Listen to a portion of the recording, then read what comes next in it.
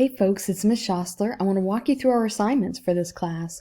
I know we've already talked about assignment 1, but I want to make sure that you see how the assignments connect together and end up with week 7 so that you'll have that in the back of your mind as you work on each of the assignments as we go.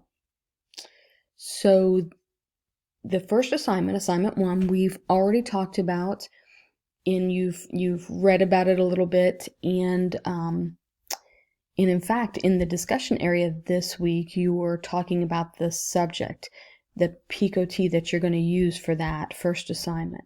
So the first assignment, we're 20% of their final grade, and it is an APA paper where you describe the PICO-T, the importance of the PICO-T, and give the clinical question.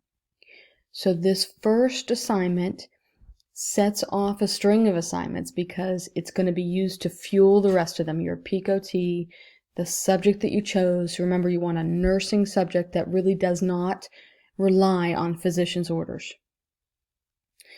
And there is a YouTube video, if you haven't seen it, specifically on this first assignment. In fact, there's more than one because you've got some great resources in the course. So in this first assignment, you're going to give an introduction that really is all about, I tell students, if you are writing a PICO-T, it is about a subject that is probably something you're passionate about, patient falls or communication in healthcare. So that topic, the overall subject, is a great way to start your introduction in the paper, because you want the person reading your paper to have just as much idea of the passion behind that as you have.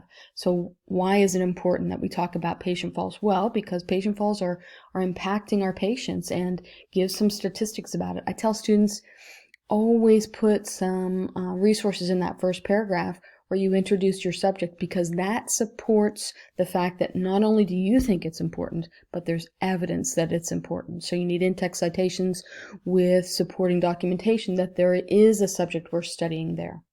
So you give an introduction. There's a nice solid paragraph about the topic you've chosen.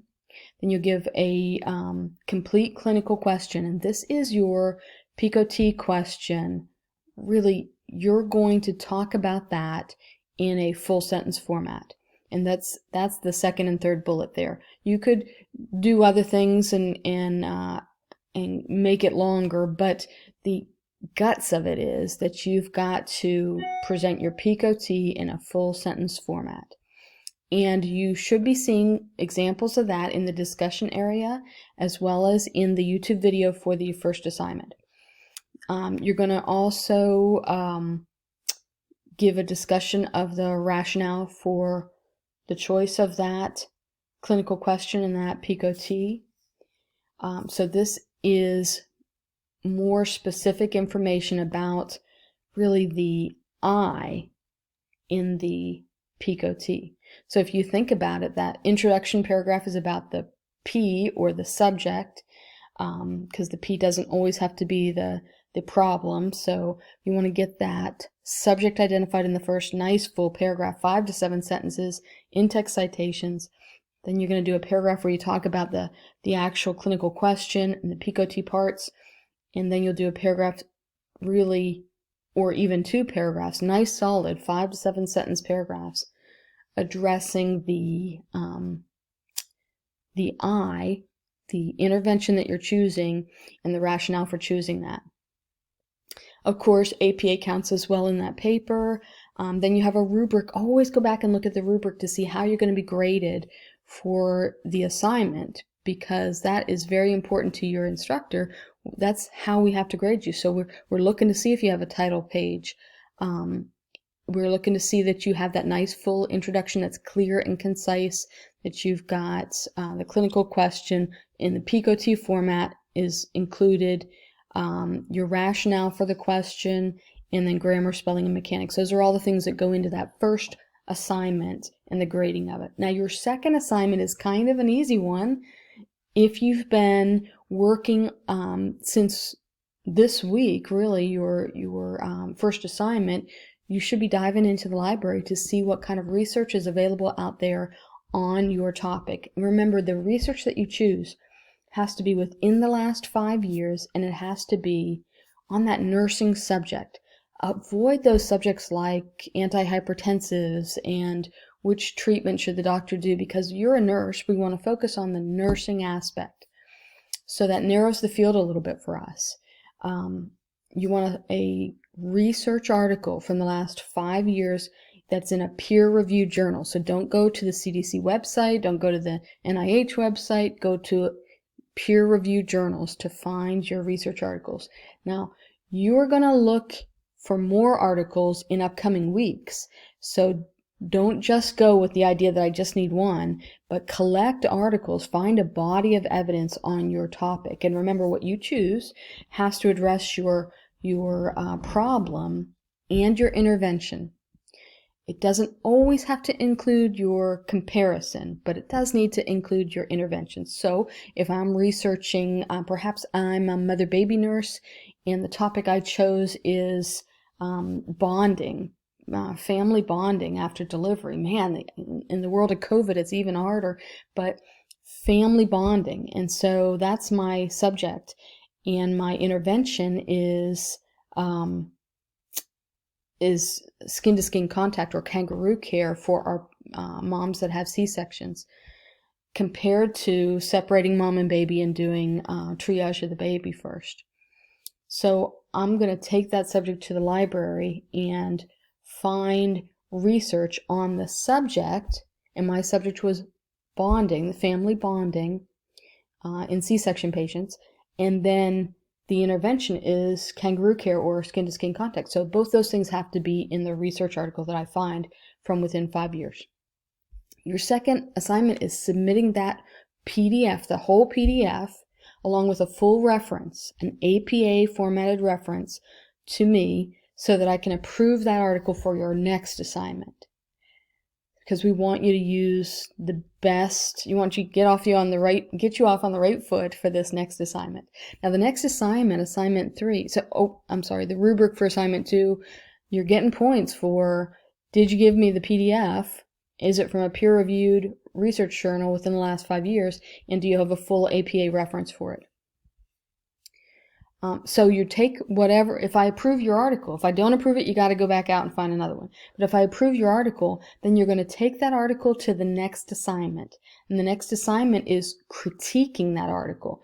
And that's why we approve the article, because if you don't have the right article to critique, you end up not being able to find the parts and pieces that need to go into the critique.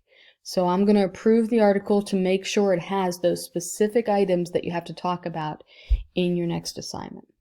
So this next assignment, it is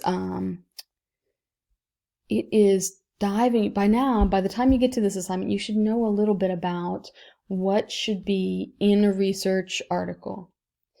So you're going to dive into this research article that you chose and I approved to see if the parts and pieces that are supposed to be in there are there, and if the authors did a good job in presenting them. So a critique is not just to say the title was present, but did the title include the things that a title should include in a research article? The sample size was 32, not just to say that, but was the sample size adequate, and how do we know? So you're going to dive into, during the critique, you're going to have a title page, introduction of an identification of the problem. Did they have a problem statement or a statement of purpose? Was there a hypothesis given? Was there a literature review in the article? Now, this doesn't mean, was the article a literature review? It means, inside of the article, did they present literature on their subject before they told you about the research? And tell us about the participants, the sampling size, any sampling issues, the data analysis, the setting. Were there ethical considerations? Even if there weren't, what are typical ethical considerations? What was the research design? What were the specific variables? The methodology used for data analysis? And then information about the results, implication for nursing practice. So all those things are going to go into your critique. So it's so important that you have them to find in the articles so you have a good critique. Following that, I won't go into the details of the rubric because we'll have more time to talk about that before we get to that assignment.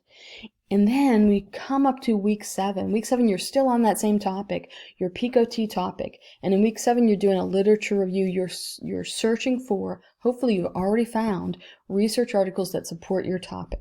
And so you're going to bring them together in an article, in a paper, an APA-style paper, using only quantitative research studies. Very, very important. Only quantitative research studies will be used in that final paper.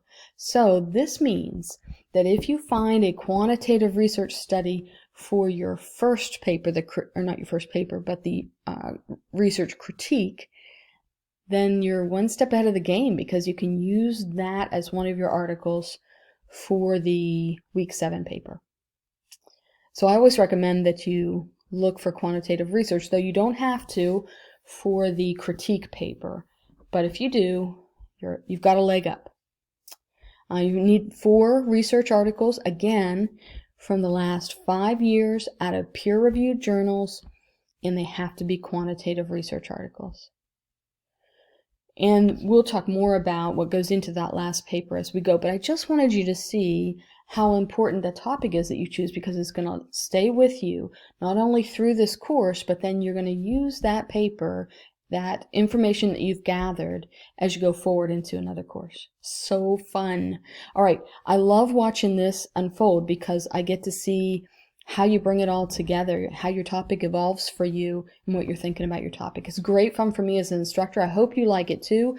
But please remember, if you have questions or problems, reach out to me. Text message me if you want a quick answer so that you're not stuck waiting for me to see your email. But you pick up the phone and call me. I'd love to hear from you as well. I hope you're doing great. Reach out to me if you have any questions. Thanks for listening.